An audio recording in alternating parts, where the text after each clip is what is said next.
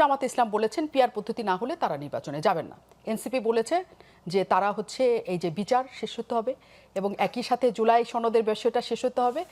তারা যদি এই কথাগুলি বলে থাকেন এবং নির্বাচন যদি তাদের কথা মতো পিছিয়ে যাওয়ার আশঙ্কা তৈরি হয়, আসলে হবে কিনা তাদের বিষয়ে? দেখুন, আমি যদি খুবই নির্মোহ দৃষ্টি দিয়ে তাকাই, আমি দেখব যে এই দাবিগুলোর প্রত্যেকটার পেছনে একটাই লজিক কাজ করছে। আমরা কিন্তু 5ই আগস্ট পরবর্তী বাংলাদেশে যেই আস্ফালন দেখেছি জামাতের এবং নতুন গঠিত এনসিপির, এরকম আস্ফালন সরকারে থাকা কোনো দল ছাড়া অতীতের দেখা যায়নি। যেহেতু এই সরকারটি নির্দলীয়, যেহেতু এই সরকারটি সংবিধানের 106 অনুচ্ছেদের স্পেশাল রেফারেন্স নিয়ে গঠিত, সেহেতু এই সরকারটির ওপরে এক ধরনের খবরদারি করা, এক ধরনের মানে সরকারটিকে নিজের কবজায় রাখা, যেটাকে বলে সাদা বাংলায়, এই আনন্দটা, ক্ষমতার কাছাকাছি থাকার, ক্ষমতার কি বলবো, যে তাপ, যে উষ্ণতা, সেটাকে সরাসরি ভোগ করবার, এটা তো আসলে ক্ষমতাসীন দল ছাড়া এটা বাংলাদেশে সম্ভব না। কিন্তু গত 1 বছরে জামাত এবং এনসিপি কিন্তু সেই আনন্দটা, সেই উষ্ণতাটা পেয়েছে সরকারের কাছ থেকে। এখন যদি নির্বাচন হয়, এই যে 1 বছর তারা একটা হাইপ তুলেছে যে আমরাই জনপ্রিয় দল, বিভিন্ন সময় বিভিন্ন জরিপের ফলাফল আমরা দেখেছি, তাদের নিজস্ব জরিপও তারা সময়ে সময়ে চালিয়েছে, তাদের কিছু পোষ্য ইউটিউবার আছেন যারা তাদের মতন করে বয়ান তৈরি করেছেন। সো এমন একটা হাইপ ফিল্ডে তৈরি হয়েছে যে কালকে নির্বাচন হয়ে গেলেই দেখা যাবে এক একটা দল অনেক বড় বড় আসন নিয়ে চলে আসবে। ফর এক্সাম্পল, নাসিরউদ্দিন পাটোয়ারির একটা উক্তি যদি আমরা মনে করি, বলেছিল যে 400 আসনের মধ্যে 300 আসনই এনসিপি পেতে যাচ্ছে। তো 400 আসন মানে কি নারী 100 ধরে 400, নাকি উচ্চকক্ষের মানে আমি ঠিক জানি না, মোটা কথাকে 400 আসন। সো 400 আসনের মধ্যে 300টাই তারা পাবে। এই যে এটা এটা এটা পলিটিক্সে বলা যায়, বলে মানুষ, বলে, এটা কোনো খুব একেবারে যে বাজে কথা তাও না, যে যে যার যার রাজনীতিকে ধারণ করতে গেলে এরকম বলে।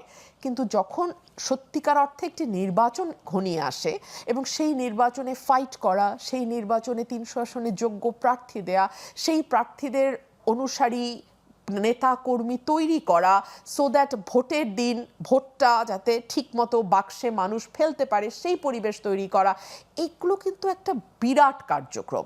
এখন জনপ্রিয়তা যদি সেরকম না থাকে, এটি আমি নতুন দলের ক্ষেত্রে বলছি না, তাদের বয়স মাত্র কয়েক মাস, সো এটিকে আমি চ্যালেঞ্জ করে বলছি না। বাট আমি জামাতের কথা যদি ধরি, যে ভোটের বাক্সে যখন তারা, তাদের কাছেও তো জরিপ আছে, তারা যখন দেখে যে যেই হাইপটা তারা তুলেছে সেটার সঙ্গে বাস্তবতার মিল নাই, তারা যে এইরকম জনপ্রিয়তার কথা বলে, তারা দুটো দলকে মাইনাস করে বিএনপিও আওয়ামী লীগের মতোই নাকি খারাপ এইরকম বলে, চাঁদাবাজ বলে, টেম্পু স্ট্যান্ড বলে, যতই স্টিগমাটাইজ করুক, মাঠের প্রকৃত চিত্রটা যখন তাদের কাছে আসে, বিকজ তাদের রুট লেভেল পর্যন্ত কর্মী আছে, তাদের কর্মীরা তো শুধু কর্মীরা, তারা একজন ক্যাডারের মতো একেবারে জান বাজি রাখা কর্মী, সো তাদের কাছ থেকেও তারা একেবারেই সঠিক তথ্যটা নিশ্চয়ই পেয়ে থাকে।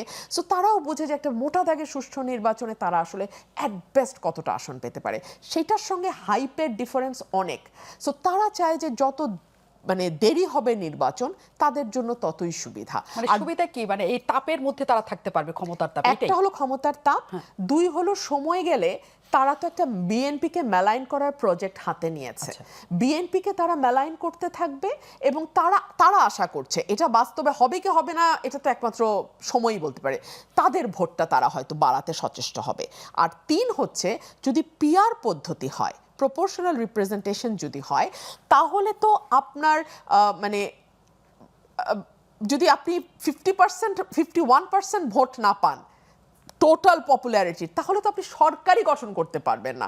2/3 মেজরিটি দিয়ে সংবিধান সংশোধনের মেজরিটি আসা তো সম্ভবই না, প্রশ্নই আসে না। 51% ভোট আপনাকে পেতে হবে কেবলমাত্র একটা সরকার গঠনের জন্য। সো বাংলাদেশে কোনো পলিটিক্যাল পার্টির কখনোই 51% পর্যন্ত ভোট মানে ভোটার গেছে এরকম নজির নাই।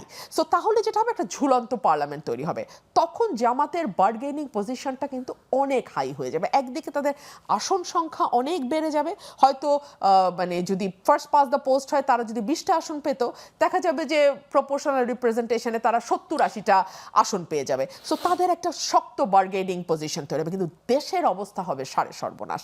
কারণ একটা হ্যাঙ্গিং পার্লামেন্ট, যে 10 বছরে 10বার পার্লামেন্ট চেঞ্জের যে নজির আমরা পৃথিবীর বিভিন্ন দেশে দেখেছি, সেটা বাংলাদেশের মানুষের জন্য কোনো ভালো বার্তা বয়ে আনবে না। আমার কথায়, আমার অযৌক্তিক কোনো ব্যবহারে, অযৌক্তিক কোনো কথায়, অযৌক্তিক কোনো শব্দ চয়নে যদি কেউ কষ্ট পেয়ে থাকেন, ডেফিনেটলি আমি দুঃখিত। আপনি একজন অ্যাডভোকেট, অনেক স্বশিক্ষিত, সুশিক্ষিত, অনেক বড় পরিবারের মানুষ, এবং আপনি যা বলেন সবাই সেটা অনুসরণ করে, কারণ একজন টকশো হোস্ট হিসেবে না, আপনি ভীষণ জনপ্রিয় অন্তত টকশোগুলোতে, এবং রাজনীতিবিদদের তো কথাই নাই।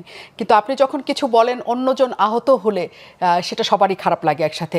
আপনার কি মনে হয় যে আপনার কোনো কথা আচরণে কেউ খারাপ, মানে অনেক কষ্ট পেয়েছে, বা আপনার যারা আছেন অনুসারীরা তারাও কষ্ট পেয়েছে? আপনার কি সেই বিষয়ে কিছু বলার আছে কিনা?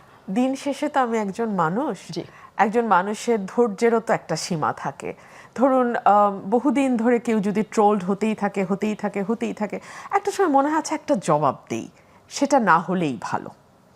আমি যদি নিজেকে আরও নিয়ন্ত্রণ করতে পারতাম আরও ভালো হতো। কিন্তু দিন শেষে যেহেতু মানুষ, আমি আশা করব আমার কথায়, আমার অযৌক্তিক কোনো ব্যবহারে, অযৌক্তিক কোনো কথায়, অযৌক্তিক কোনো শব্দ চয়নে যদি কেউ কষ্ট পেয়ে থাকেন, ডেফিনেটলি আমি দুঃখিত। আমি নিজে অনেক মুগ্ধ হলাম আপনার এই বাক্যটা বলার কারণে, কারণ এইটাই হচ্ছে সৌন্দর্য, যে হ্যাঁ আমরা অনেক রাগান্বিত অবস্থায় অনেক কিছু করি, কিন্তু পরে আমাদের মনে হয় যে এটা না করলেও হতো, অন্যজনকে আহত করে আমি আসলে কি করব। রাজনীতির কথা অনেক হয়, কিন্তু ব্যক্তিগত যখন হয়ে যায় তখন বোধহয় আমরা একটুখানি তখন চুপসে যাই। অনেক ধন্যবাদ রুমিন ফারহানা, আপনি নিজে আমার পছন্দের, এবং আরও পছন্দ হলো আপনাকে। আমি ছোটবেলা থেকে এই বাস্তবতা মানিয়ে নিতে শিখেছি, যেটা যখন যেমন। লাইফ তো আসলে খুব স্মুথ কিছু না, আর বিশেষ করে পলিটিশিয়ানদের লাইফ একেবারেই স্মুথ না। নারী পলিটিশিয়ানদের লাইফ আরও স্মুথ না। নারী ভোকাল পলিটিশিয়ানের লাইফ একেবারেই স্মুথ না। এই সকল কিছু বিবেচনা আমার মনে হয় আমি তো ভালোই আছে, খারাপ